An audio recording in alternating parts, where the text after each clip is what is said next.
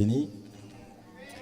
Et merci à Jésus pour la grâce que nous avons ensemble, et particulièrement moi, la grâce que j'ai d'être avec vous ce soir pour m'entretenir avec vous sur la parole de Dieu en ce qui concerne le travail, le service, le ministère, la relation dans le travail, la pensée de Dieu pour le travail dans sa maison.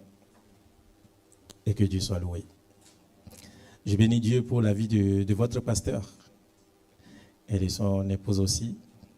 Et comme il a dit, on a tout fait pour que nous puissions trouver du temps et trouver un moment pour parler de ce sujet qui est important. Que Dieu les bénisse aussi pour tous les efforts qu'ils font ici. Ok, tu vois, ils sont jaloux de la prière qu'ils sont en train de faire là. Hein? Personne n'a répondu Amen. Ok. Que Dieu les bénisse pour tous les efforts qu'ils font. Et vous aussi, que Dieu vous bénisse aussi dans votre collaboration avec lui et pour la cause du Seigneur ici. Ok.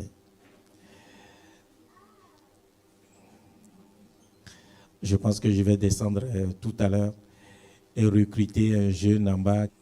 Ok. Le texte qui m'a été donné, c'est Éphésiens chapitre 4, le verset 16.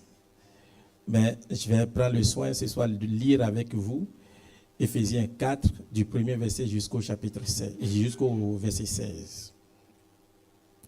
Verset 16. Ce soir, le travail que nous avons à faire, ça va être un travail de base. Un travail de base. Avec la parole.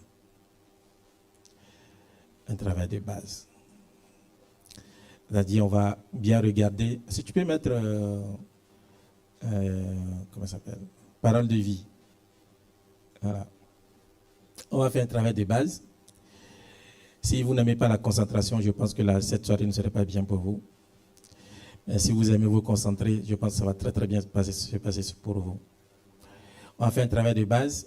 Le travail de base va consister à lire la Bible, à regarder, à sonder, à analyser et à voir ce qui est écrit, ce que Dieu dit et voir ce que Dieu veut aussi et ce que Dieu a établi. Voilà, c'est ça qu'on va voir d'abord, principalement ce soir. Et nous convaincre de ce que Dieu a établi et de ce que Dieu veut. Et c'est après qu'on va travailler, s'aligner sur ce qui est établi dans la parole. S'aligner sur ce qui est établi dans la parole. On va se laisser convaincre par la parole. On va se laisser convaincre par la parole. On va laisser la parole nous orienter, nous guider. Ok. Donc, ça va demander qu'on se concentre, qu'on lise, qu'on réfléchisse, qu'on observe même les virgules. Ok? Ce qui voudra dire qu'on va parler ensemble. Je vais parler, mais vous allez parler aussi. D'accord? Ok. On va regarder, on va examiner. À la fin, on va décider, on va faire le choix. De quel côté on va s'arranger? Du côté de ce qu'on a lu, de ce qu'on a regardé, de ce qu'on a étudié, de ce qu'on a observé, ou d'un autre côté? De notre côté. Amen. Je voudrais prier. Seigneur, que ton nom soit béni, que ton nom soit glorifié. Merci pour la grâce que nous avons de nous retrouver ce soir et parler du travail dans l'Église. Parler du travail dans l'Église. Merci pour cette opportunité que tu me donnes de parler de ton œuvre, de parler du ministère. Ah oui, de parler du ministère, de parler de ton œuvre qui est spirituelle, une œuvre hautement spirituelle, une œuvre hautement spirituelle. J'ai besoin de ton esprit, j'ai besoin de ta grâce. Pas ce que je pense, pas ce que je désire, pas ce que je veux, mais ce qui est dans ton cœur, Seigneur. Ce qui est dans ton cœur. Demande la grâce d'avoir ce qui est dans ton cœur. Et demande la grâce de parler de ce qui est dans ton cœur. Je demande la grâce de parler de ce qui est dans ton cœur. Je demande la grâce de parler aujourd'hui et demain de ce qui est dans ton cœur. Et je demande aussi la grâce pour chacun. La grâce de comprendre ta parole. La grâce de se laisser convaincre par la parole. La grâce de s'aligner sur ta pensée. Bénis-nous ce soir, que nos cœurs soient ici, nos pensées soient ici. Et que nos désirs soient de grandir, de connaître, de découvrir et connaître. Que nos cœurs soient humbles aussi. La grâce d'avoir le cœur humble pour accepter ta parole, pour se conformer à ta parole, pour changer, se conformer à ta parole. Béni soit ton nom, Seigneur. Au nom de Jésus. Amen. Amen. Ok.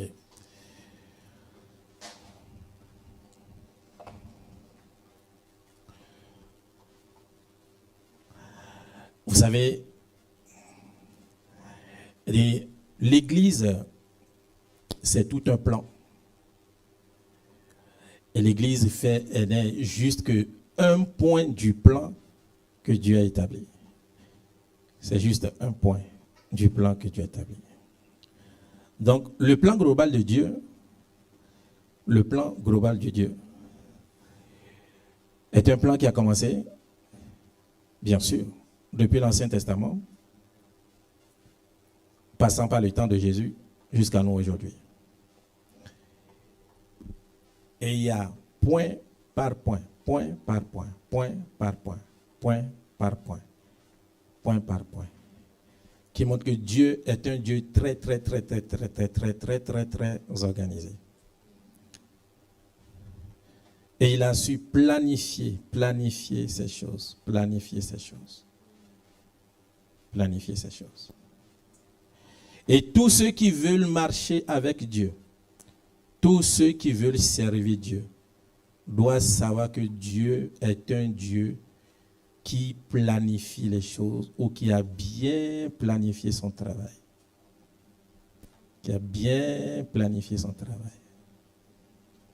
Et sachant que les hommes seront impliqués dans ce qu'il a prévu faire, il a mis aussi sa parole qui va déterminer les normes, les principes selon lesquels on doit collaborer avec lui dans ce qu'il a prévu.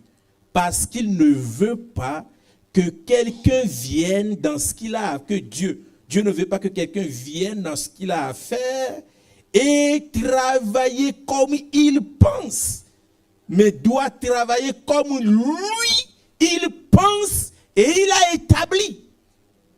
Et il a établi tout ce que Dieu a établi dans sa parole a un but clair, un but bien défini. Et il sait ce qu'on doit faire pour atteindre chaque but. Il sait ce qu'on doit faire pour atteindre chaque but. Et il veille à ce que chaque chose soit respectée. Chaque chose soit respectée. Oui, chaque chose soit respectée. Sinon, Jésus ne dirait pas qu'au dernier moment, il y a certains qui vont s'approcher, qui vont venir dire « Oh Seigneur, nous avons beaucoup travaillé pour toi. Nous avons œuvré dans ton église. Nous avons bâti ton église. Ah, nous avons amené des gens dans ton église.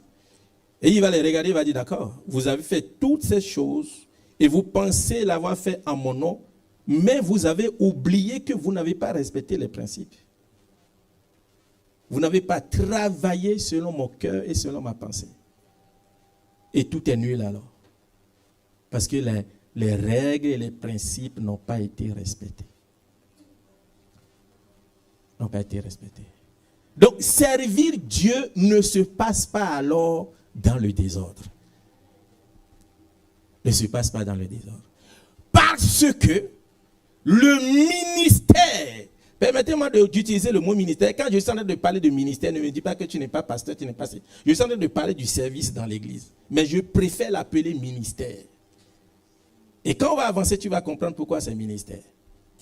Donc, le ministère, je dis, est une œuvre spirituelle. C'est une œuvre spirituelle. Ok? C'est une œuvre spirituelle. L'œuvre de Dieu est spirituelle. Elle est hautement spirituelle. Quel que soit ce que nous faisons dans l'église, nous devons être conscients que nous participons à une œuvre, à quelque chose qui est spirituel.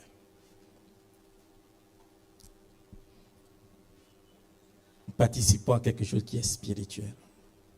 Donc le ministère, le service dans l'église, l'œuvre de Dieu est spirituelle. Amen. C'est-à-dire, c'est une œuvre de l'esprit et c'est une œuvre qui se fait par l'esprit. Ouais. C'est une œuvre de l'esprit et c'est une œuvre qui se fait par l'esprit. Qui se fait par l'esprit. Alors, si vous participez à l'œuvre de Dieu, si vous participez au ministère dans l'église, moi je pense que vous êtes bien heureux. Ah ouais, vous êtes bien heureux.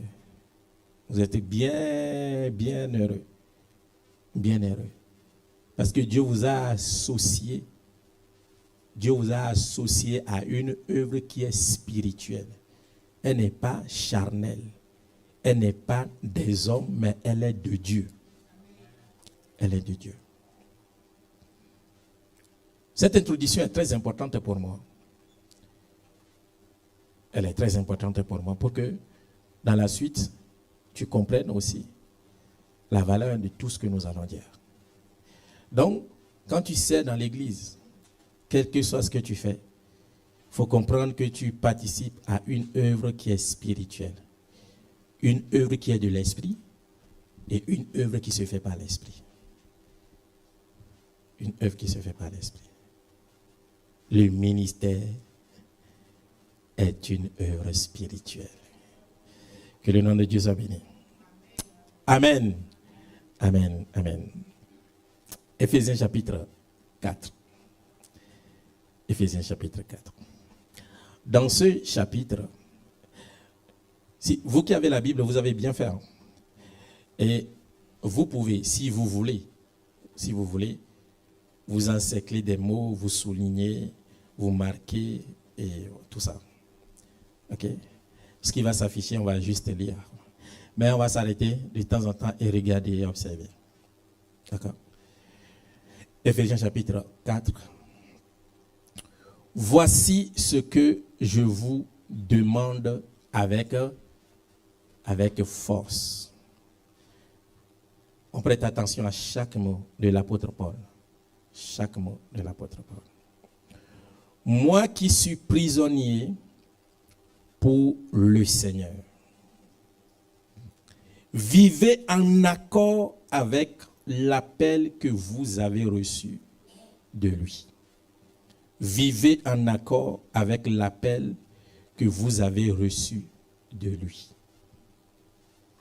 Ce qui voudrait dire qu'on peut ne pas vivre en accord avec l'appel qu'on a reçu de Dieu. On a reçu un appel, mais on vit autrement. On ne vit pas en accord avec l'appel. Mais Paul dit, vivez en accord avec l'appel que vous avez reçu de lui. Et c'est justement ce qu'il demande avec force. Ce qu'il demande avec force. C'est-à-dire, il les supplie. Il dit, je vous supplie de vivre en conformité ou en accord avec l'appel que vous avez reçu de lui. Cette exhortation s'adresse d'abord à chaque personne. C'est-à-dire, tu vis selon ton appel, en conformité, en accord avec ton appel. Elle aussi vit en accord avec son appel. Chacun est appelé à vivre en conformité. En conformité avec son appel. Le verset 2 va dire, soyez simples, doux et patients. Supportez-vous les uns les autres avec amour. On passe à un autre niveau. J'ai dit tout à l'heure, quand il dit vivez en accord avec l'appel que vous avez reçu de lui, là, ça c'est une exhortation qu'il adresse à chaque personne. Georges doit vivre en accord avec l'appel qu'il a reçu de lui. Pierre, Philomène, Georgette, Julienne, chaque personne doit vivre en accord avec l'appel qu'il a reçu de lui. Qu'on soit ensemble ou qu'on ne soit pas ensemble, partout où je suis, je dois vivre en accord avec l'appel que j'ai reçu. Et le verset 2, il va dire maintenant, soyez simples, doux et patients, virgule, supportez-vous les uns les autres avec amour. Là, c'est quand on va être maintenant ensemble. Quand je suis seul, je vis en accord avec mon appel. Partout où je suis. Maintenant, quand je viens dans l'église et qu'on est ensemble, Paul me demande quelque chose selon le Seigneur. Il va dire, soyez simples. Là, doux, patient. Là, je suis avec les autres. Je suis avec les autres. Et quand je suis avec les autres, est-ce que je vais cesser de vivre en accord avec mon appel? Non. Que je sois seul ou maintenant que je suis avec les autres, au fond de moi, je vais continuer à vivre en accord avec mon appel. Et pendant que je suis avec les autres, qu'est-ce qui va s'ajouter? Je dois être simple, doux, patient et supportant les autres avec amour.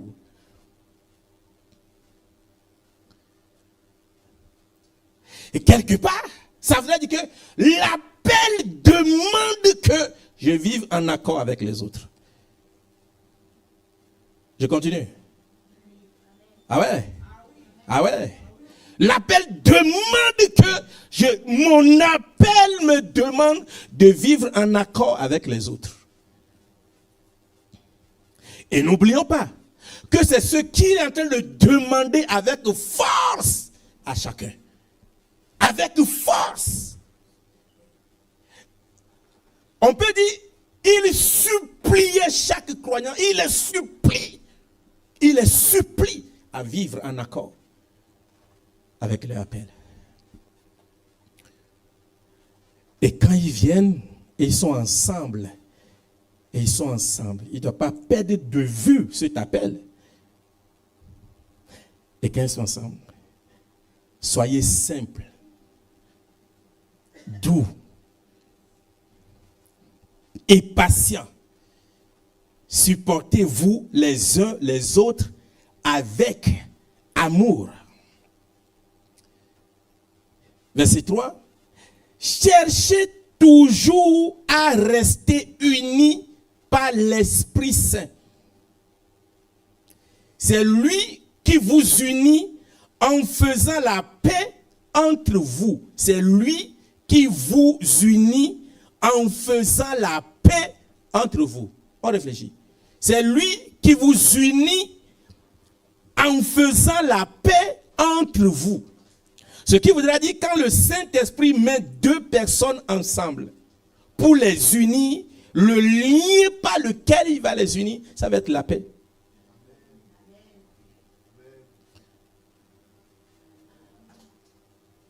Donc quand le Saint-Esprit met deux personnes ensemble, ce n'est pas encore fini. Il a un travail à faire. Si juste le Saint-Esprit se contente de mettre deux personnes ensemble, non, ça ne va pas marcher. Il n'a pas achevé son travail. Il y a un autre travail que le Saint-Esprit va faire pour qu'il y ait l'unité. Il va dire, c'est lui qui vous unit par le lien de la paix. Par le lien de la paix. Ce qui vous a dit, l'unité n'est pas possible sans la paix. Où il n'y a pas l'unité sans la paix. Si on est vraiment unis, il doit avoir la paix. Donc la paix est une caractéristique de la présence de l'unité. De l'unité. Et il faut alors comprendre quelque chose. Le Saint-Esprit travaille pour cela. C'est comme c'est un souci pour le Saint-Esprit. Quand deux personnes sont ensemble et qu'il n'y a pas la paix entre elles, quelque part, selon ce qu'il dit là, quelque part, le Saint-Esprit n'a pas encore fini son travail. N'a pas encore fini son travail. Parce qu'il va les unir par le lien de la paix. Il va établir le lien de la paix. Verset 4. Il y a un seul corps et un seul Esprit Saint. Pourquoi? À partir du verset 4, l'apôtre Paul va commencer par parler de tout ce qui est seul et qui existe en Dieu. Tout ce qui est seul. Les versets qui vont suivre maintenant, il va montrer la place de l'unité. Dans les versets qui vont suivre. Je l'annonce pour que quand on va commencer par lire, vous puissiez prêter attention à cela. Vous puissiez prêter attention à cela. Donc, le verset 2 et le verset 3, ça c'est une exhortation adressée à toute maintenant l'assemblée.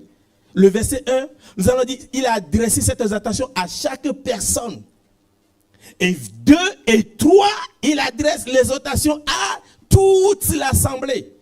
Et il veut faire observer quelque chose. Il veut dire, observons maintenant quelque chose. Je vous ai demandé d'être unis dans le lien de la paix par l'œuvre du Saint-Esprit. Maintenant, regardons quelque chose ensemble. Paul va dire, on va voir quelque chose ensemble. Observez avec moi, dit alors Paul. Verset 4. Il y a un seul corps et un seul Esprit Saint. Un seul corps, disons une seule Église. Et un seul Esprit Saint. Un seul Esprit Saint. Dieu vous a appelé aussi à une seule espérance. C'est-à-dire, quand on dit un seul esprit, c'est-à-dire l'esprit qui est en toi, c'est le même esprit qui est dans l'autre. L'esprit qui règne en toi, c'est le même esprit qui règne aussi dans l'autre. Il y a un seul corps, il y a une seule église, ce qui voudra dire. Il y a une seule assemblée. Et il y a un seul esprit. L'esprit qui règne, ou l'esprit qui est dans Jérémie, c'est le même esprit qui est dans Jean-Baptiste. C'est le même esprit. Et Paul veut qu'on observe, qu'on réfléchisse à cela. Tu n'as pas un autre esprit. C'est le même esprit qui est en toi, qui est aussi dans ton frère. C'est le même esprit. La personne qui est en toi, c'est la même personne qui est aussi dans l'autre. Et je peux dire ça déjà. La personne qui t'utilise, c'est la même personne qui utilise aussi l'autre. L'esprit qui t'inspire, c'est le même esprit qui inspire aussi l'autre.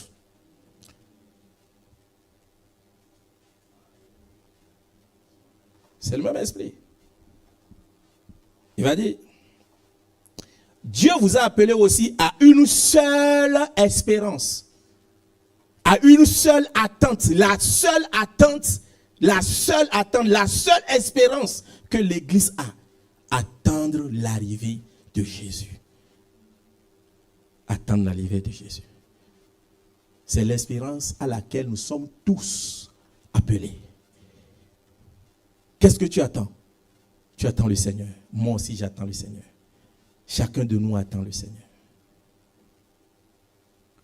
Chacun de nous attend le Seigneur. Vous imaginez si on n'avait pas la même espérance, la même attente, et qu'on avait des attentes différentes de Dieu ou bien de l'avenir. Chacun prendra son chemin pour atteindre son espérance. Mais on a une seule espérance. La même espérance tous. Il y a un seul Seigneur, une seule foi, un seul baptême. Il y a un seul Dieu et Père de tous. Il est au-dessus de tous. Il agit par tous. Il habite en tous. Non, attends. Il y a un seul Dieu. Non, reste là, ok. Et Père de tous. Il est au-dessus de tous. Ok. Dieu est au-dessus de nous tous. Il dit, il agit par tous. Quand on vient dans l'église, Dieu agit par tous. Pas les grands et pas les petits. Les chantres, Dieu agit par eux. Les intercesseurs, Dieu agit par eux. Ceux qui sont à l'accueil, Dieu agit par eux. Ceux qui font le ménage, Dieu agit par eux. Celui qui fait l'intercession, ce n'est pas un autre Dieu qui agit par lui. Et celui qui fait le ménage, c'est un autre Dieu qui va agir par lui. C'est le même Dieu. Le Dieu de l'intercesseur n'est pas supérieur au Dieu de ceux qui font le ménage.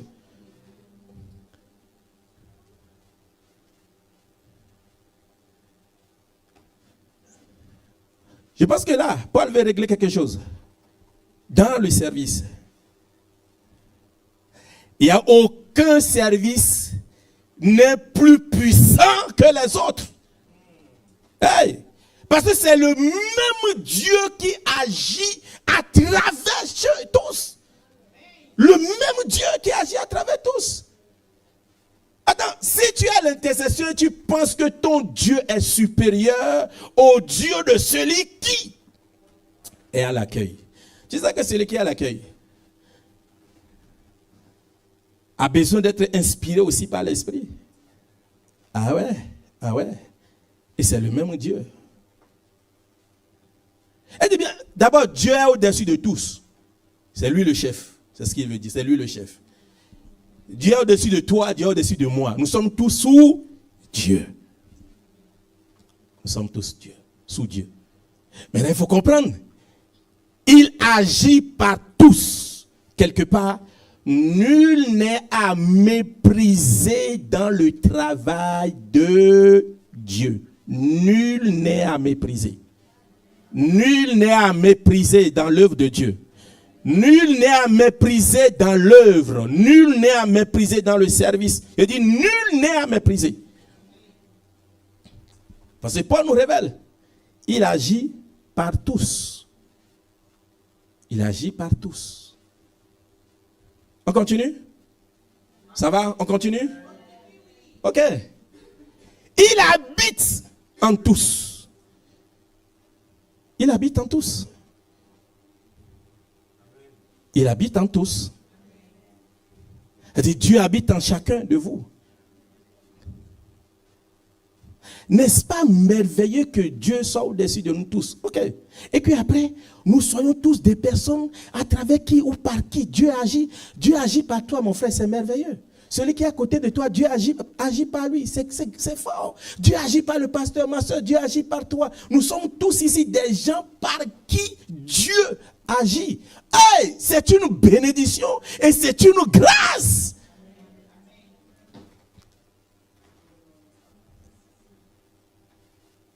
Et c'est une grâce. Ça, la seule suffit pour qu'on soit ensemble en train de prier, en train de bénir Dieu, en train de louer Dieu. Cette phrase ou bien ce verset demande une reconnaissance. Je dois reconnaître que Dieu agit par toi. Je dois reconnaître que Dieu agit par toi. Je dois reconnaître que Dieu habite en toi. Je dois avoir du respect pour le fait que Dieu agit par toi. Dieu agit par toi. Je pense que je n'ai aucun droit à mépriser quelqu'un par qui Dieu agit.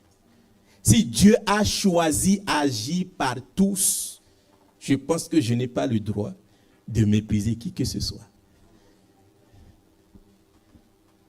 Parce que Dieu lui-même, il accorde la valeur à tous.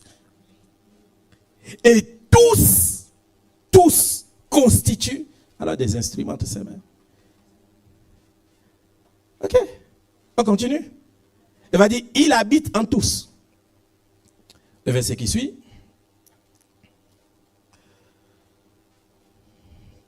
Dieu nous a donné ses bienfaits. Mais le Christ a mesuré à chacun sa part. Dieu nous a donné ses bienfaits. Mais le Christ a mesuré. Il a mesuré à chacun sa part. Il a mesuré à chacun sa part.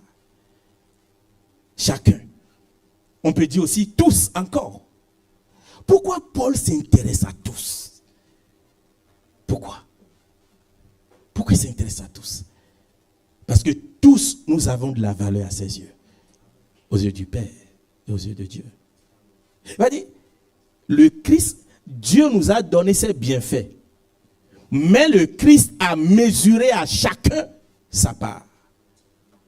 A mesuré à chacun sa part. Ce qui voudra dire que si tu as une part qui est plus grande que la mienne, oh, c'est le Christ qui a décidé. C'est le Christ qui a décidé. Si je me dis, pourquoi ta part est plus grande que la mienne? Là, ma parole ne va pas vers toi, mais ma parole s'adresse à Christ, qui t'a donné une part plus grande que la mienne. Ouais. Il a fait quoi? Mesurer à chacun sa part. Il a mesuré à chacun sa part. Ce qui nous conduit à reconnaître que ce que chacun a, la part que chacun a, vient du Christ. Vient du Christ. Vient du Christ. Chacun a sa part. Ce que cela voudra dire aussi, personne ne peut alors dans l'église dire qu'il n'a rien reçu. Personne ne peut dire qu'il n'a rien reçu. Tous, on a reçu une part du Christ. Amen. Tous, on a reçu une part. On a reçu une part du Christ. Le verset 8. Dans les livres saints, on lit. Quand il est monté très haut, il a emmené des prisonniers. Il a fait des dons aux êtres humains. Quand il est monté au ciel très haut, il a amené des hommes. Il a amené des prisonniers, des captifs avec lui. Et il est parti au ciel avec. Et le verset dit, après cela, le verset dit, il a fait des dons à qui? Aux êtres humains. Il a fait des dons aux hommes. Il a fait des dons aux êtres humains. Regardez, en montant, il est parti avec des prisonniers. C'est comme s'il est parti avec des gens qu'il a attrapés, qu'il a amenés au ciel. Et après les avoir amenés au ciel, on ne sait pas ce qui s'est passé là-bas. Il fait maintenant des dons aux êtres humains.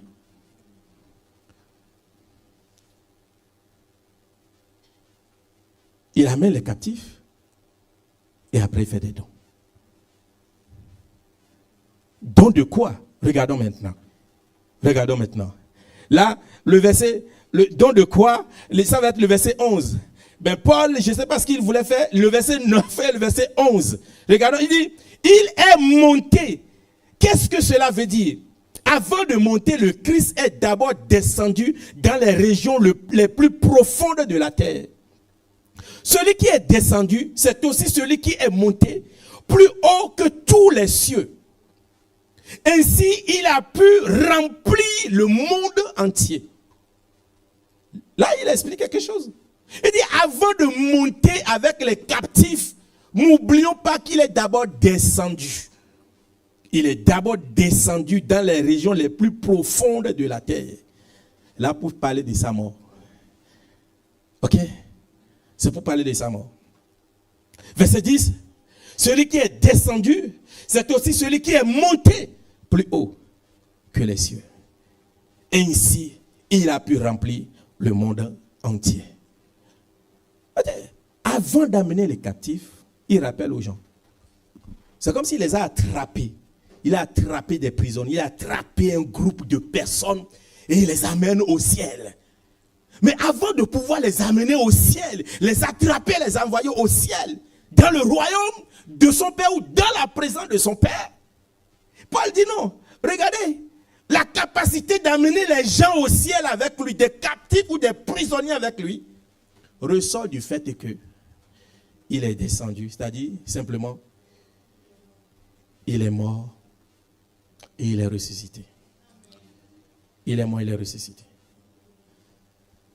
La capacité de Jésus à pouvoir prendre des gens et les envoyer au ciel et après en faire don, ressort du fait que d'abord il est mort pour sauver les hommes de la main de Satan, les sauver d'abord du péché. Amen. Les sauver d'abord du péché. C'est sa mort et sa résurrection qui lui donne le droit sur tous les hommes.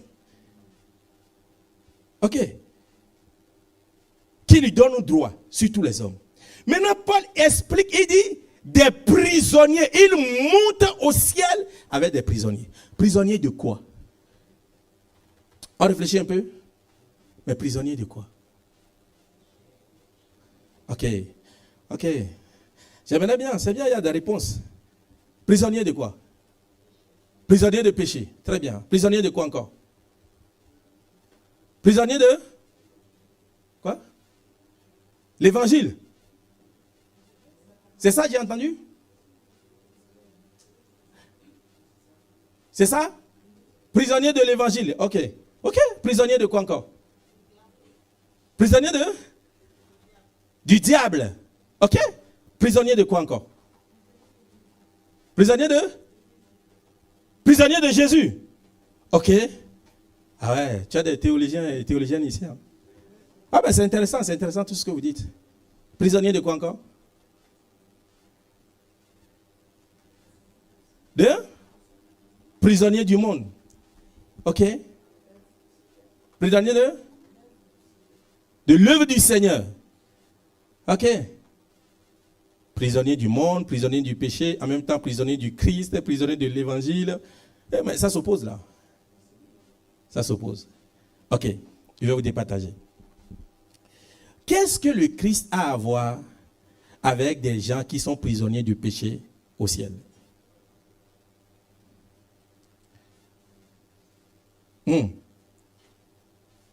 Qu'est-ce qu'il va faire avec des gens qui sont prisonniers du monde au ciel? En montant au ciel, il emmène avec lui des gens qui sont prisonniers du péché ou prisonniers du monde.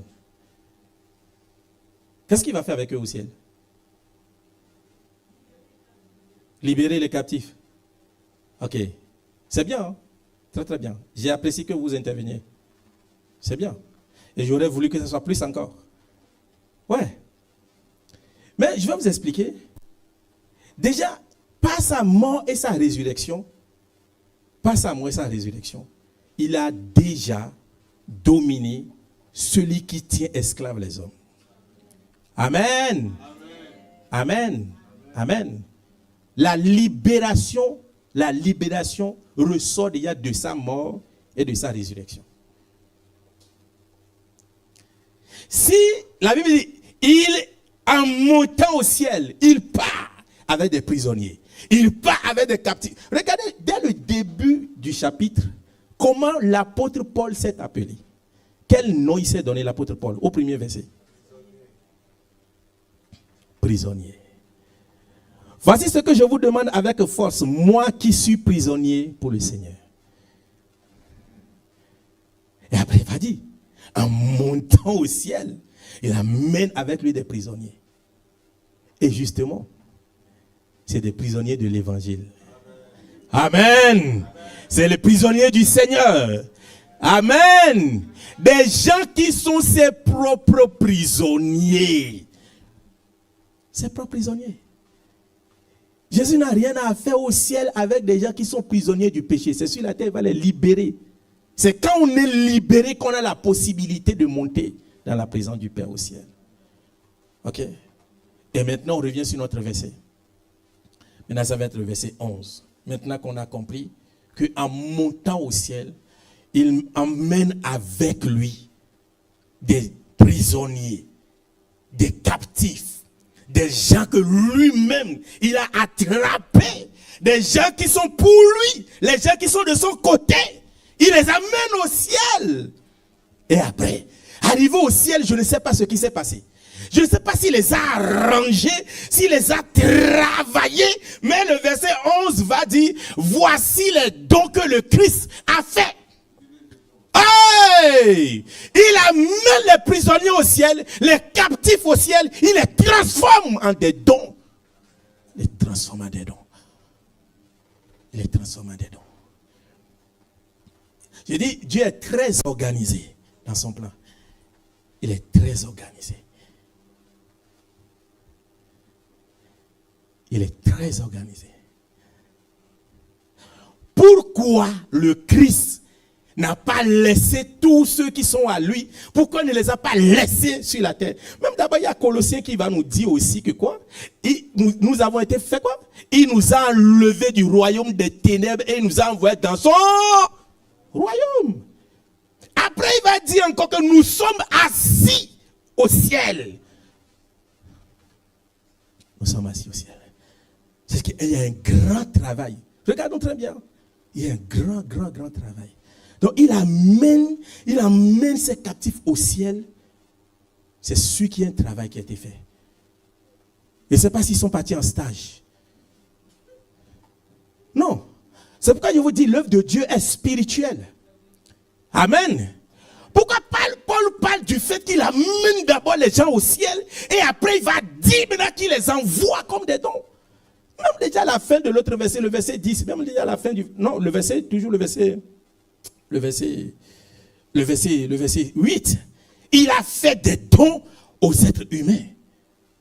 Et le verset 11 maintenant, il va le dire. Verset 11 maintenant, il va dire. Voici les dons que le Christ a fait.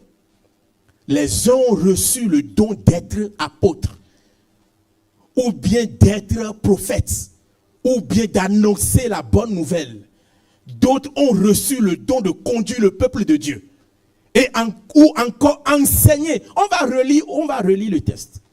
On va quitter le verset 8 et on va directement au verset 11. On laisse les deux versets, verset 9 et verset 10, on va les laisser et on va regarder ce qu'il a dit. Il dit, dans les livres saints, on lit, quand il est monté très haut, il a emmené des prisonniers. Il a fait des dons aux êtres humains. Verset 11. Et voici les dons que le Christ a fait. Il va expliquer maintenant les dons dont il parle à la fin du verset 8. Il va expliquer. Il va expliquer. Il les a déjà envoyés au ciel. Comme je dis, je ne sais pas s'ils étaient partis en stage. Il les amène au ciel pour aller voir Dieu, pour voir son conseil, pour qu'on leur parle un peu de l'œuvre de Dieu qu'ils vont venir accomplir sur la terre. Et maintenant, pour faire les dons, maintenant ces captifs les renvoient sur la terre. Pour en faire quoi? Pour en faire don à l'église. Les uns ont reçu le don d'être apôtres. partir, prêcher, implanter des églises, avoir plusieurs pasteurs sous les responsabilités, multiplier des pasteurs. Et il a dit, il y a d'autres qui ont reçu le don d'être prophètes, messagers de Dieu, recevoir, entendre Dieu et communiquer à son peuple, pour que le peuple ne reste pas dans l'obscurité des choses. Je vous dis, Dieu est organisé. Et autre chose, ou bien d'annoncer la bonne nouvelle.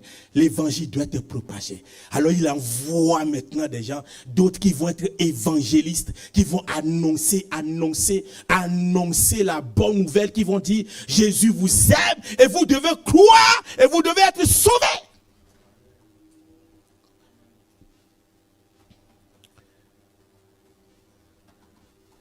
D'autres ont reçu le don de conduire le peuple de Dieu.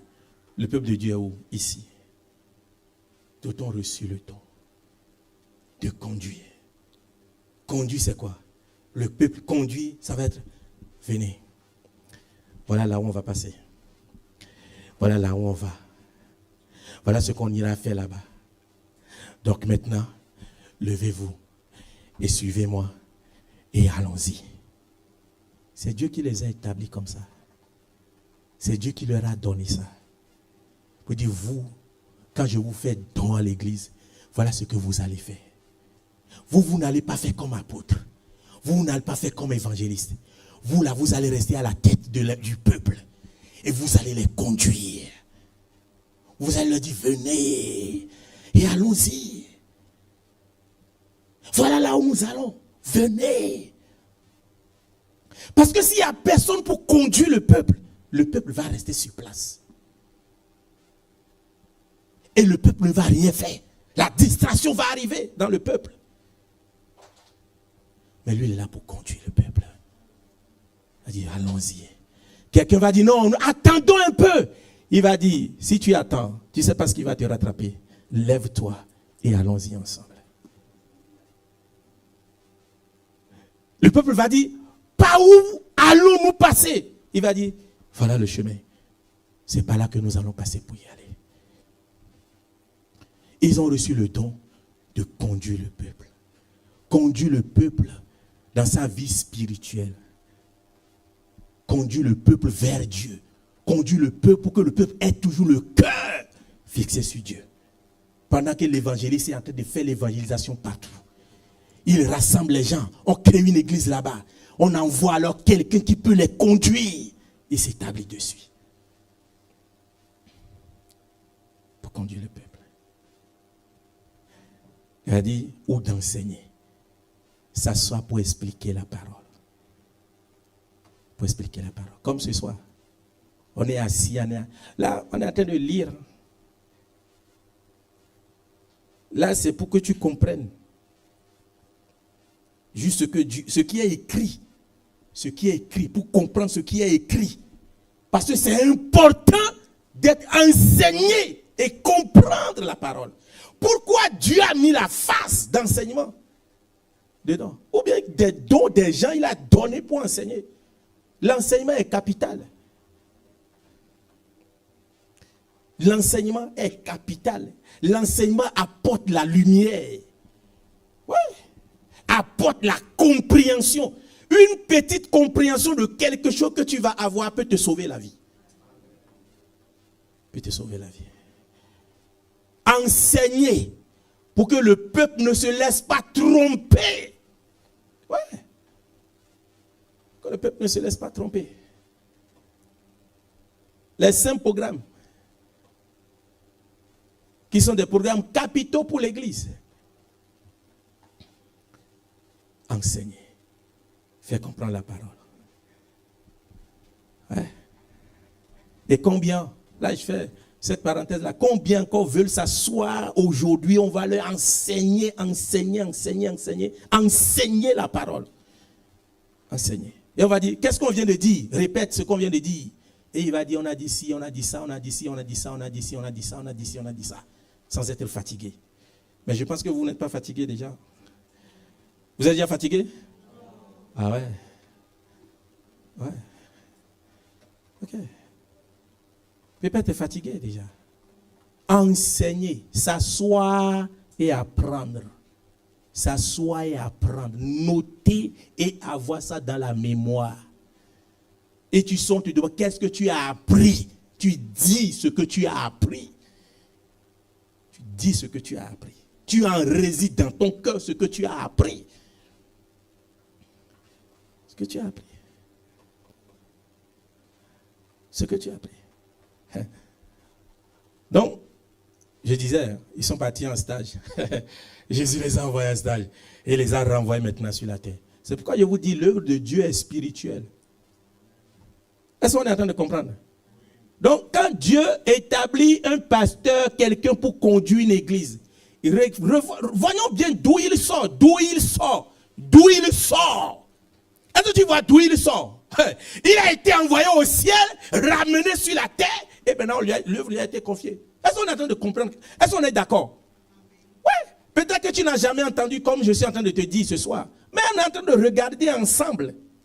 On est en train de regarder ensemble. C'est pourquoi ce soir, on va regarder. On va regarder ensemble. Est-ce qu'on est d'accord que Jésus a envoyé des gens au ciel? Ah, juste après ça, il fait des dons. Est-ce qu'on est d'accord? C'est ce que Paul dit, non? Oui. Donc, ce que Dieu a donné, le Christ a donné à l'église, ils viennent d'où?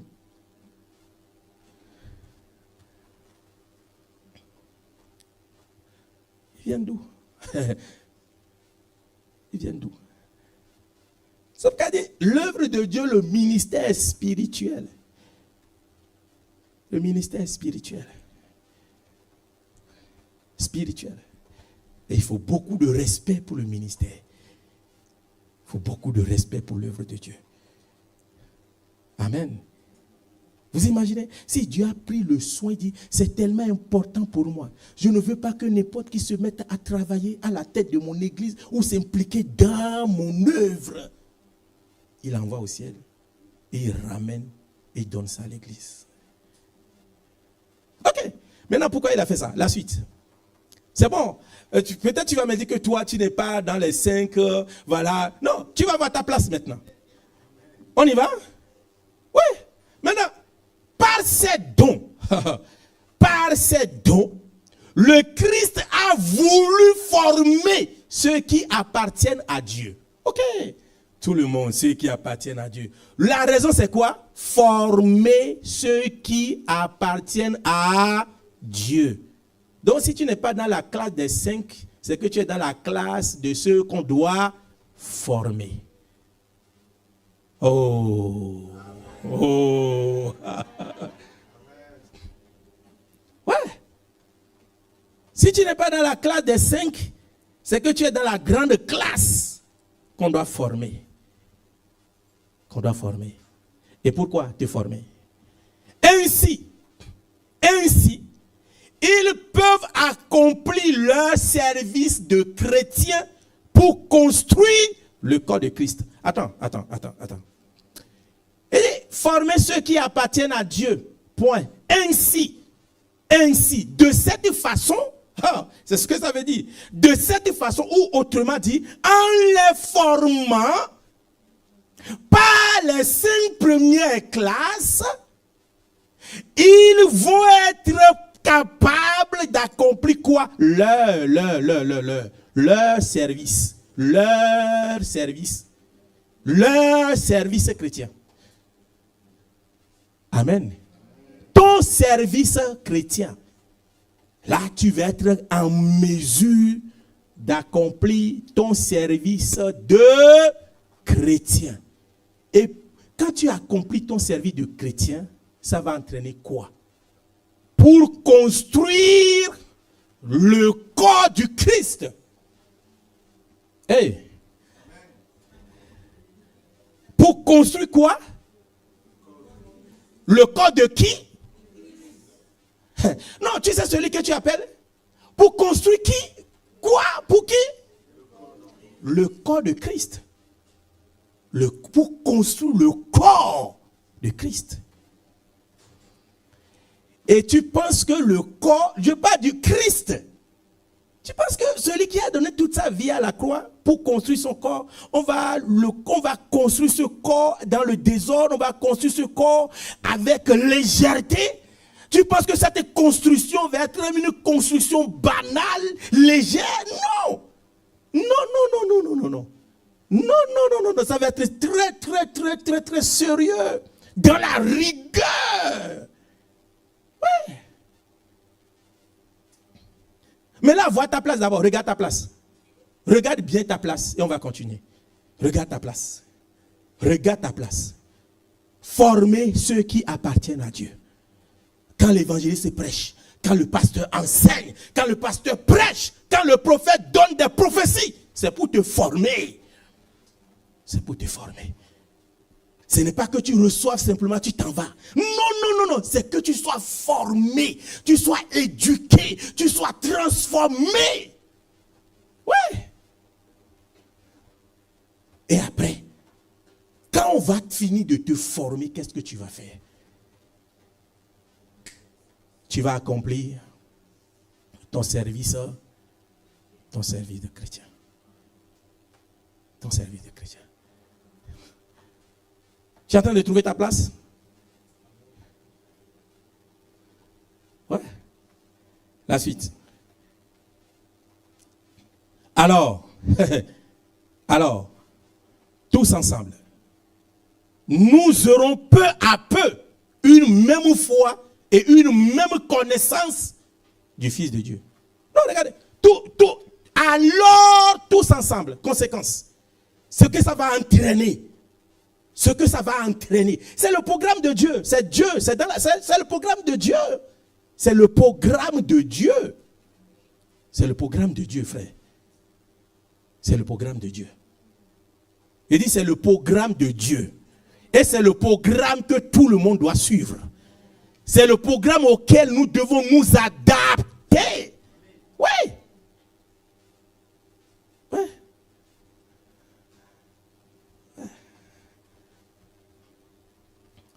Former ceux qui lui appartiennent. Pour qu'ils soient en mesure maintenant de faire quoi?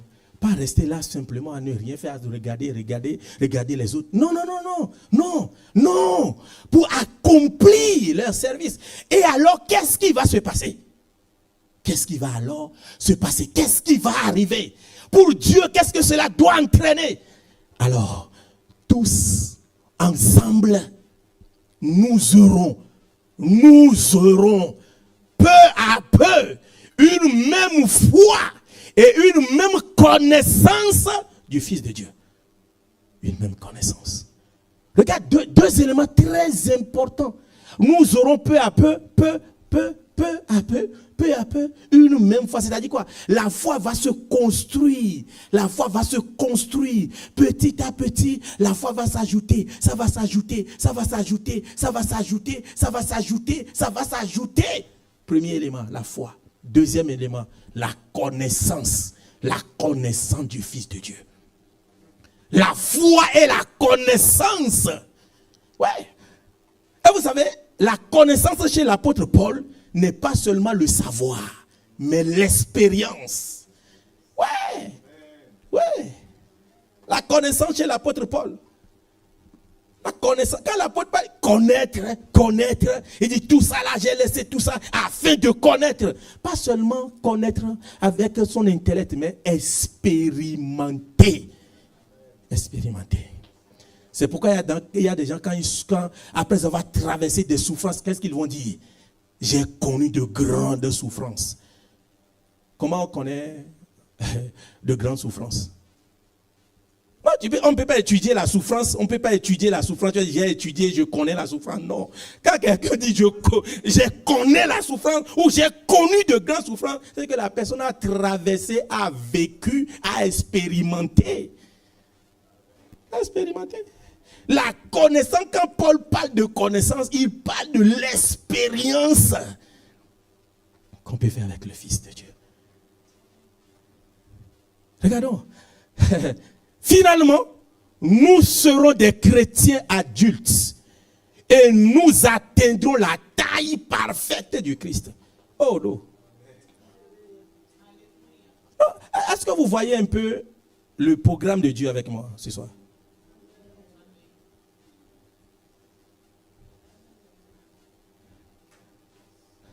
Comme quelqu'un a dit, je pense que Dieu a des programmes ambitieux. Hein? Ah ouais?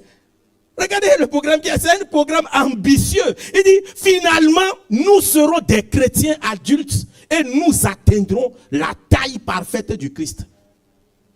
C'est pour dire, c'est là où l'église va. Quand on travaille, on fait le ministère, on sert Dieu à l'église, c'est là la finalité. C'est là la finalité. Ce n'est pas pour que je te montre que je fais mieux que toi. Oh frère, on n'ira nulle part. C'est là où nous allons. C'est là où nous allons. C'est là où nous voulons aller. Grandir dans la foi. Expérimenter, vivre le Christ et manifester le Christ.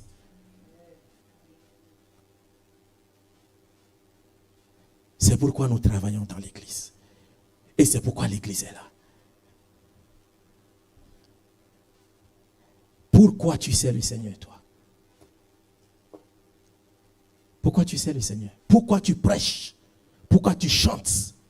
Pourquoi tu fais ce que tu fais?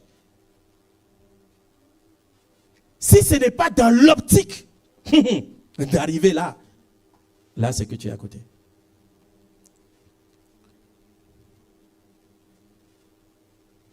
Là, nous sommes totalement à côté. Finalement, nous serons des chrétiens adultes, des chrétiens matures, des chrétiens adultes. C'est ce qui voudrait dire que la volonté de Dieu, c'est qu'on soit mature, adulte dans la foi, adulte dans la connaissance de sa personne. Pas toujours des enfants et bébés dans la foi. Non. Non. Frère, non. Non. Remarquons maintenant ceci. Le programme de Dieu nous montre que les 5 premières classes ne peuvent pas faire le travail seul. Est-ce qu'on est d'accord? Mais ils ne peuvent pas faire le travail seul. Ils ne peuvent pas faire le travail seul. Les 5 premières classes ne peuvent pas faire le travail seul. Ils sont chargés de faire quoi alors? De former ceux qui appartiennent à Dieu. Pour que ceux qui appartiennent à Dieu aussi participent maintenant à quoi? À la construction du corps du Christ.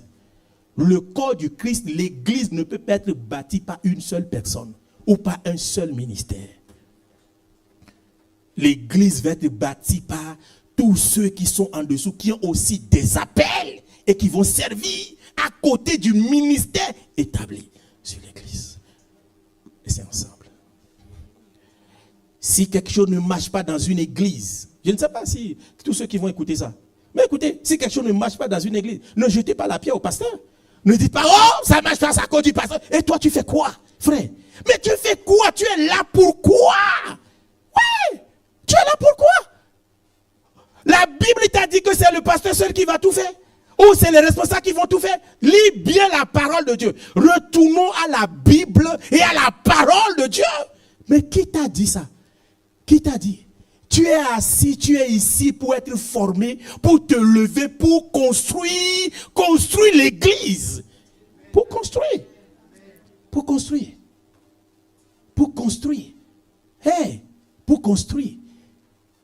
Pour construire. Pour construire. Peut-être aussi que il y a des gens, et on ne construit pas le corps de Christ n'importe comment, on ne construit pas avec n'importe quoi.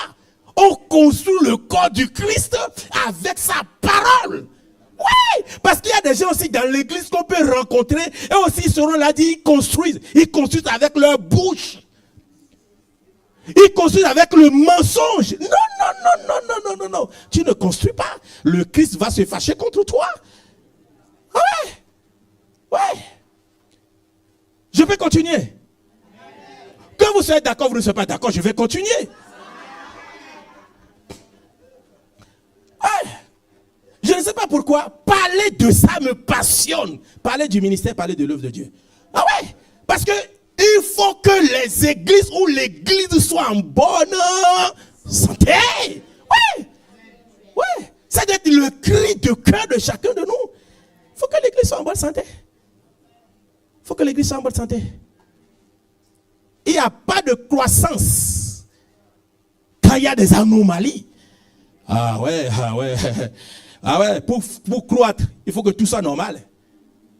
Il faut que tout soit normal. Il faut que tout soit normal.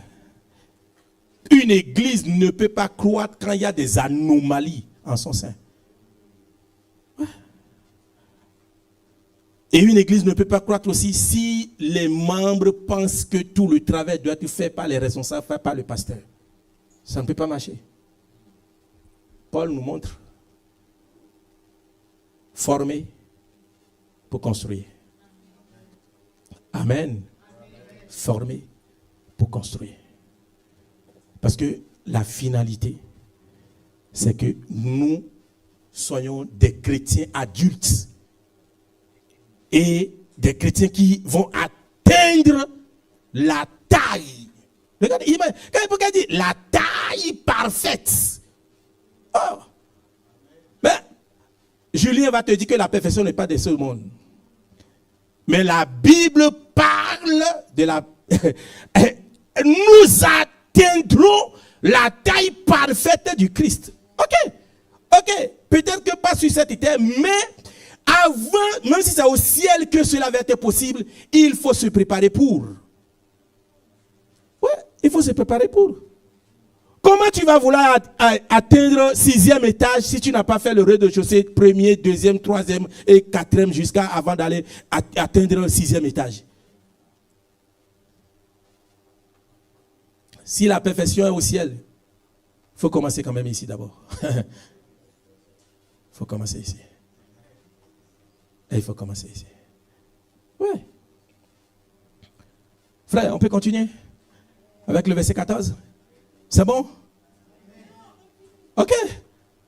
Nous ne serons plus des bébés. Oh. Nous ne serons plus des bébés. C'est Paul qui parle. Et c'est bien qu'il dit nous. Très bien cet homme. Il dit vous. Non. Nous ne serons plus des bébés. Parce que lui aussi, il est concerné par l'affaire de l'église. Ouais. Parce qu'il sait que c'est une bonne affaire. C'est une bonne affaire. C'est une bonne... L'affaire de l'église est une bonne affaire. C'est une bonne affaire. C'est une bonne affaire. C'est une très, très, très bonne affaire. Vous savez, à un moment donné, il y a eu des affaires de placement dans mon pays. Et puis, un jour, un ami m'a appelé et dit, Benoît, tu es où? Là, j'étais en stage pastoral dans une autre église. Il m'appelle et dit, Benoît, tu es où? Je dis, mon frère, il y a quoi? Il dit, Dieu a jeté son porte-monnaie dans ton église là-bas. Dieu a jeté son porte-monnaie dans mon église de départ. Dieu a jeté son porte-monnaie dans mon église. Il dit, ouais, mais ça veut dire quoi? Il dit, oh non, il y a une bonne affaire que le président de la jeunesse est en train de mener là-bas. Ça génère beaucoup d'argent. Oh. Tu as fait? Il dit, oui. Moi aussi j'ai investi, j'ai mis mon argent dedans. Parce qu'il dit quoi? C'est une bonne affaire. Les gens vont vous parler des bonnes affaires de l'argent. Mais ce soir, je vais vous parler d'une très bonne affaire. Non, écoute, ton amen ne m'a pas convaincu. Mais je vais te dire que l'affaire de l'église est une bonne affaire. L'affaire de l'église, c'est une bonne affaire. C'est une bonne affaire. Et c'est d'accord qu'on peut reprocher beaucoup de choses. Il y a beaucoup de choses qu'on peut reprocher à l'église. Reprocher aux églises. Mais je suis en train de te parler de l'église de Jésus. L'église de Jésus. C'est une bonne affaire. C'est une affaire dans laquelle tu peux t'investir. Tu peux même prendre toute ta vie et mettre dedans. Dans cette affaire, on ne perd jamais. Tu ne vas jamais perdre. Dans l'affaire de l'église, on ne perd pas. Ça gagne toujours. Comme le disent les amis. Ou bien, ça gagne. Ça gagne. L'affaire de l'église est une bonne affaire. Paul va dire, nous ne serons plus des bébés. Lui-même, il est dedans. Parce qu'il sait que ça marche. Nous ne ressemblerons plus à un petit bateau poussé dans tous les sens par les vagues de la mer. Ouais. Autrement dit, Nous ne serons pas comme un petit bateau dans la vie où tous les vents de la vie, tous les vents vont nous bousculer, nous pousser à gauche, pousser à droite. Non, non, non, non, non, non, non, non. Mais la volonté de Dieu, c'est que tu deviennes robuste. Quel que soit le vent qui souffle, tu continues ton chemin. Ouais. Pendant que le vent décale les gens à gauche, toi tu continues ton chemin. Décale les gens à droite, non, toi tu continues ton chemin. C'est ça le cœur de Dieu, c'est ça sa volonté. C'est ça sa volonté. Ouais. Nous ne serons plus emportés de tous les côtés par le vent des idées fausses. Combien aujourd'hui sont trompés par des prédications, des enseignements qui sont erronés, qui ne sont pas basés sur la Bible. Hey, ils sont pleins. Je fais le coup de baptême avec des gens que je vais baptiser dimanche. Et quelqu'un me dit, ah oui, je prie avec un... Je suis pas... J'aime le prophétique. Hein. Ah ouais, je prie même beaucoup pour ça. Mais il dit, oui, je prie avec un prophète en ligne et je donne des offrandes en ligne. Je dis, d'accord, ok. À partir d'aujourd'hui, là, moi-même, je vais devenir prophète ici et je serai en ligne. Je vais voir si tu vas venir donner. Non, c'est pour dire. C'est pour dire. Les gens, chez eux, ils sont connectés à tout. Ils sont connectés à tout. Ils sont connectés à tout. Vrai comme faux. Les gens sont connectés. Tout. Tout. Et parfois, ils ne savent pas qu'ils sont... On les trompe. On les entraîne. Ils s'entraînent. Aujourd'hui, c'est facile d'entraîner les gens. Parce que tout le monde peut créer sa page et venir parler. Et dire ce qu'il veut. Tu ne peux pas vérifier. Paul dit, c'est ça Paul veut éviter. Il dit, Dieu savait que ces choses vont venir. Mais pour éviter ça, il faut que tu sois assis dans l'église, formé et dans le service bâti pour éviter d'être emporté de tous les côtés par le vent des idées fausses. Les gens ne vous tromperont plus avec le mensonge habile. Habile. Mensonge habile. Quelqu'un prêche, fait une prédication erronée. Hey, tout le monde, allez. On va dire, ah, frère, il y a un prophète là-bas, ou bien il y a quelqu'un là-bas. Il y a quelqu'un là-bas. Ici, il n'y a personne. Non, ici, là, il n'y a personne. Il n'y a personne ici. C'est là-bas qu'il y a quelqu'un. Non, ici, il n'y a personne. Mais là, c'est là-bas. Après là-bas, il y aura encore là-bas. Après là-bas, il y aura encore là-bas. Après là-bas, il y aura encore là-bas. Et pas fini, tu vas te retrouver où? Mais le temps de revenir ici, tu vas plus être le même. Et tu vas devenir un autre travail à faire. Un autre travail. Frères et sœurs. On peut finir jusqu'au verset 16. Mais en disant la vérité avec amour, nous grandissons en tout vers celui qui est la tête, le Christ. Nous grandissons comment? Non. Nous grandissons comment? Nous grandissons en tout vers celui qui est la tête. Nous grandissons en tout vers celui qui est la tête. Vers celui qui est la tête. Le Christ. Verset 16. C'est par lui que toutes les parties du corps tiennent ensemble et sont unies. Vous voyez l'apôtre Paul, quand il a fini de dire tout ça, on retourne où? On retourne au début. On retourne maintenant au début. C'est par lui que toutes les parties du corps tiennent ensemble et sont unies. Beaucoup d'articulations servent à unir le corps. Et quand chaque partie du corps fait son travail, le corps grandit et se construit lui-même dans l'amour. Lui-même dans l'amour. L'apôtre Paul, il nous ramène maintenant au début. Parce qu'il a besoin d'expliquer tout ce qu'il a expliqué là. Il a besoin d'expliquer et te montrer la classe dans laquelle tu es. Et la finalité, ça va être quoi? C'est ça. C'est par lui que toutes les parties du corps tiennent, toutes les parties de l'église. Toutes les parties. Je veux dire, les parties, c'est-à-dire les départements, les sections dans l'église, toutes les parties tiennent. C'est pas le Christ.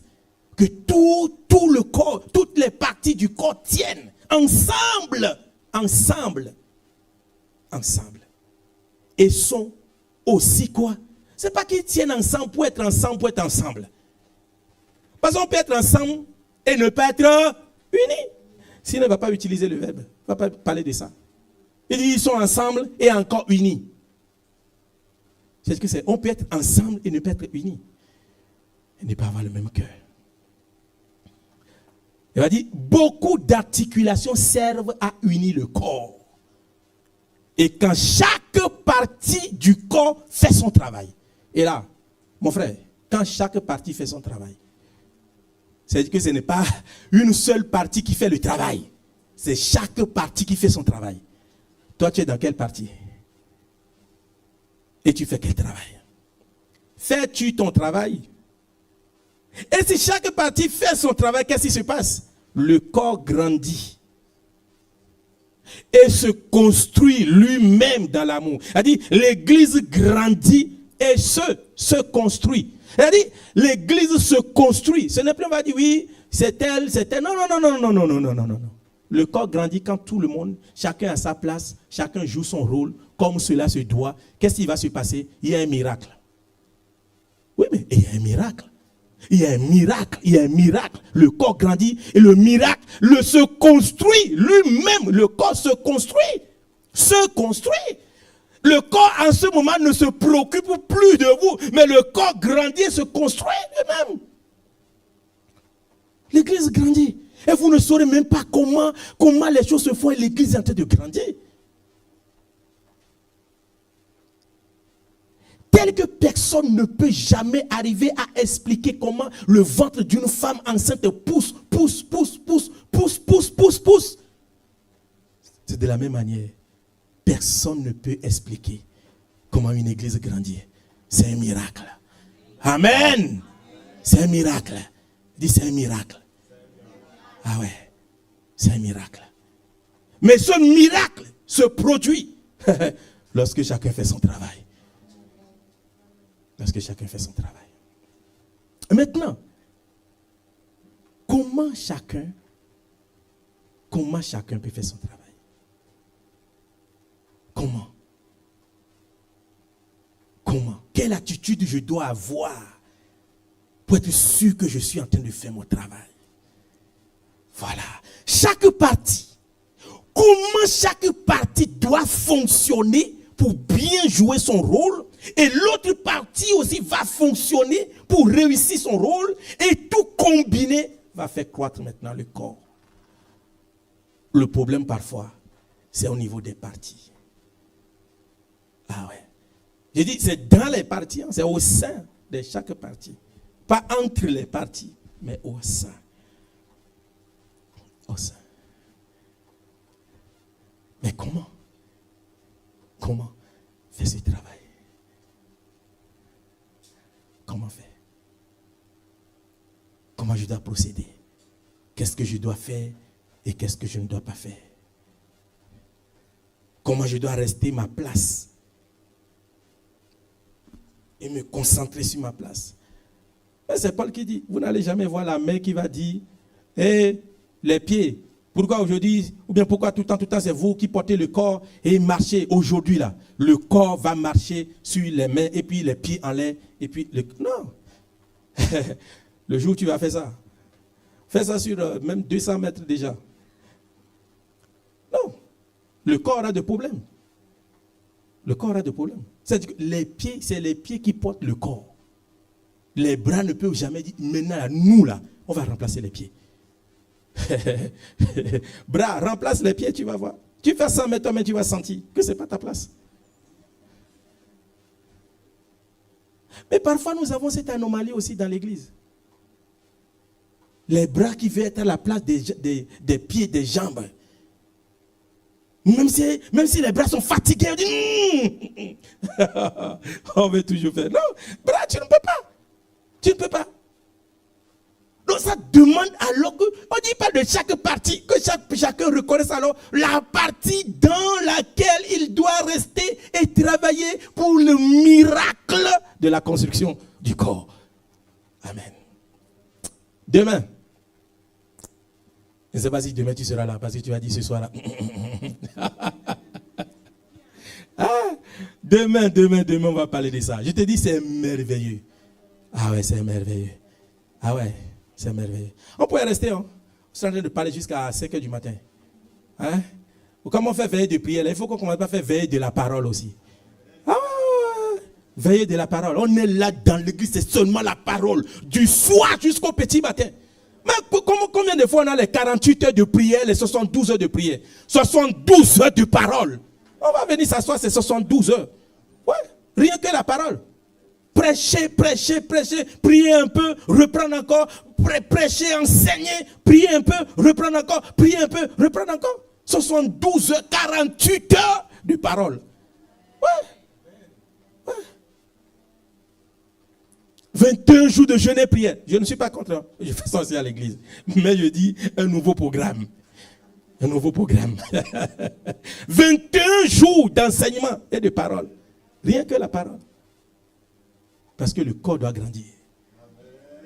Ouais, chaque partie doit être formée. Donc demain, on va continuer. On va continuer et on va repartir voir. On va retourner dans le début, voir tout ce que l'apôtre Paul a souligné. Parce qu'il est très intelligent, il est très inspiré quand il écrit. Vous voyez comment il a commencé? Voilà, il faut respecter, vis en accord avec ton appel. Parce que si tu ne vis pas en accord avec ton appel, on ne peut pas arriver là. On ne peut pas arriver là. Si chacun ne vit pas en accord avec son appel, on ne peut pas arriver là. On ne pourra pas avoir ce résultat. C'est pourquoi il a commencé par sensibiliser par rapport à ça. Après, il va dire non, mais écoutez, vous n'allez pas faire ça de façon isolée. Soyez unis pour ça. Parce qu'il sait quoi? Il faut ça pour arriver à ce résultat. Ce soir alors, tu vas me dire de quoi on a parlé. Oui, je vais te dire de quoi on a parlé. Ce soir, on a bien regardé. Et on a compris que Dieu, en mettant en place son église, a un véritable plan de fonctionnement pour son église. Et que pour Dieu, chaque personne dans l'église a sa place, a une place. Voilà, chaque personne. Et que nul n'est à mépriser parce que Dieu agit à travers tous. Tous. Et que Dieu alors a fait des dons à l'église. Oui, a fait des dons des ministères à l'église. Et après, il y a des gens qui doivent travailler à côté de ces ministères. Eux, ils ne sont pas appelés au ministère. Mais ils ont d'autres appels, ils ont des dons, ils ont des choses qu'ils doivent mettre en contribution à côté de ces ministères. Même demain, on va voir comment tu peux travailler avec le ministère qui est en place. Parfois, c'est aussi un problème. Comment tu vas travailler avec un ministère qui est en place? Ça peut être le ministère placé sur l'église comme un ministère, je peux dire un ministère placé à la tête d'une partie de l'église. Ouais. Comment travailler avec? Donc, Dieu a organisé son église comme ça et implique alors tout le monde. Parce que quoi? Il veut que tous ensemble, nous grandissions dans la foi et dans la connaissance du Christ. C'est important pour Dieu. La foi et la connaissance du Christ. La foi et la connaissance du Christ. Expérimenter le Christ. Expérimenter le Christ. Et pourquoi? Pour que nous ne soyons plus des bébés, mais des gens matures et qui tendent vers le statut ou la taille parfaite du Christ. Et ainsi, l'Église va pouvoir se construire et grandir. Et grandir. Donc, tu as ta place et demain, nous allons continuer et te montrer qu'est-ce que tu dois faire et qu'est-ce que tu ne dois pas faire. Comment tu dois collaborer avec les gens de ta partie pour que le travail que vous faites ensemble puisse être bénéfique à tout le corps. À tout le corps. Pour que ce ne soit pas la jambe qui a le problème. Et le corps, les bras, le tronc attendent les pieds, mais le pied a de problème. Tout le monde attend le pied. Comment le pied doit faire pour bien faire son travail? Chaque partie. Pour que le corps soit en bonne santé. pour que l'église soit en bonne santé. Et que cette église soit en bonne santé. Amen. Amen. Amen. Tu as ta place. Et demain, on se voit pour la suite. Et que Dieu vous bénisse.